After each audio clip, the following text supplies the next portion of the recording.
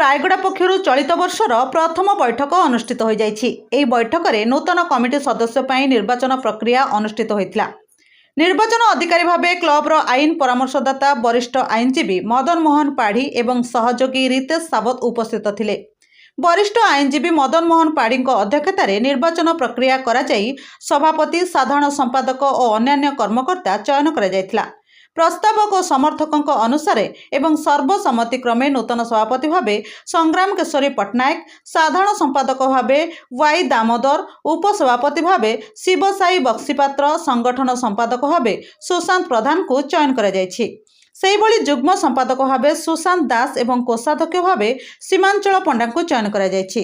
एतद व्यतीत सुब्रत कुमार चौधरी और बीएच नागराज को कार्यनिर्वाही सदस्य भावे चयन करा जायछि। एहापरे समस्त सदस्य नवनिर्वाचित प्रतिनिधि को शुभेच्छा जणाइथिले।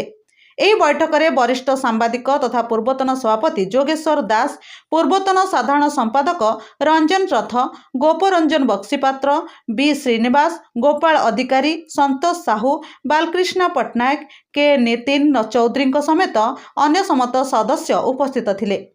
रायगड़ारू Dharanidhar Pattnaik report, the news today.